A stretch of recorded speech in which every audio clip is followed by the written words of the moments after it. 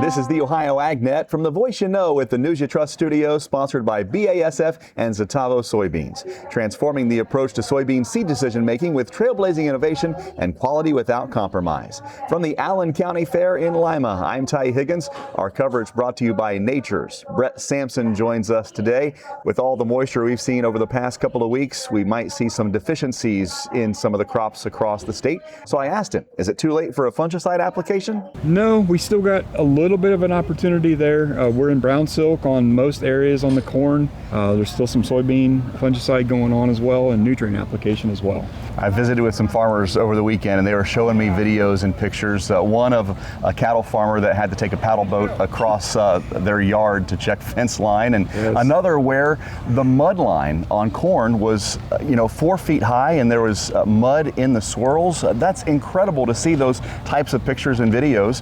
What does that mean for the crop, and especially when it comes to the wide variety of growth stage that we're out across the state right now? Sure. Fortunately, the water came in fast. Hopefully the water left fast as well. So anytime a plant has got the oxygen cut off from its root system is a bad day. We never want to have the corn, soybean, wheat plants have a bad day. We want to try to maximize the efficiency we can. So anytime there's signs or symptoms of that, a dose of nitrogen, phosphorus, potassium. A lot of times, especially now in soybeans, we are a great deal of uptake on boron, zinc, manganese, magnesium, believe it or not. So there could be some opportunities out there. It's going to be dependent on tissue sampling, and then as soon as you get that sample back, get in the field if you can. And you mentioned that water hopefully coming off as quick as it went on, but if not, are we looking at some stock quality issues? There could be some stock quality issues. There could be, especially what you mentioned up in the rural area on the corn. There could be issues with the actual kernels on that ear as well. There could be some fungus issues. I guess time will tell. Let's talk about some of the things Nature's has to offer this time of year. We're starting to think about 2027 and some of the programs that you guys have currently going on. So first part of August, we had our annual sales meeting where we introduced new programs. So continuing on with this year, we have what they call the early take program, where we get product in the dealer or customer's tank before the end of October. You've got terms until April 1st, 2027.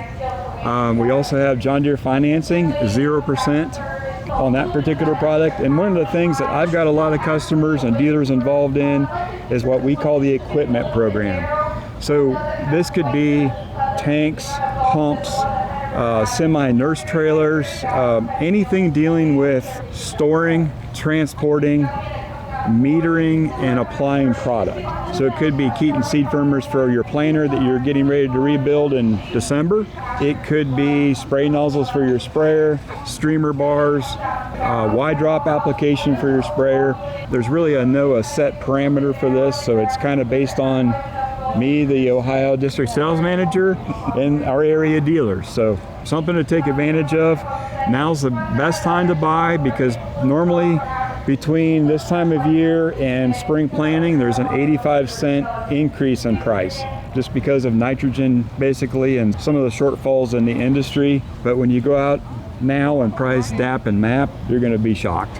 So liquid fertilizer really is the way to go, not just because of price, but because of nutrient availability to the plant. That's important. Brett Sampson with Nature's, our guest, sponsoring our broadcast here from the Allen County Fair. Always great to see you. Thank you so much. Thank you, Ty. Let's check the forecast, brought to you by Seed Genetics Direct, the #1 fastest growing and largest Ohio-based independent seed company. Here's Ryan Martin. Looking at a beautiful setup for the balance of today and tomorrow.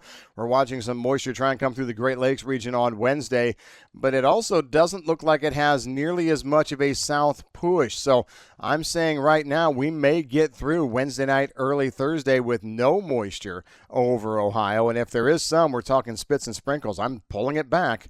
I'm Ryan Martin. Ryan, thank you. Today's market analysis brought to you by Louis Dreyfus Company in Upper Sandusky, opening to receive soybeans starting September 1. So Ohio farmers, get your RFID tag this week from 8 a.m. to 5 p.m. Find out more by calling 419-731-7100. The USDA had already dropped yield by 2.3 bushel per acre in August for corn. However, between the heat and dryness in the western and southern corn areas, the excess rain in the east likely impacted yield potential in a negative way. Soybean meal sales so far have been record large at 16.8 million tons. Add to that the expectation for record crush this year, and we have a solid demand outlook for soy. Let's check a midday markets on the Ohio AgNet, brought to you by FS Envision and High Soy, seed made for this ground. Find out more at fsseed.com/Ohio. Corn for September up 4.5 at midday at 4.88 1/4. December 5.13 3/4, up by 5 1/4. Soybeans for September 18 cents to the downside at 12.07. New crop November 12.20 1/4, down 19 1/4. Wheat for September down a penny 1/4 at 6.80 1/4. December 6.98 1/2, down 3/4. Live cattle is lower by $1.17 to $2.27. Lean hogs down 10 to 15 points.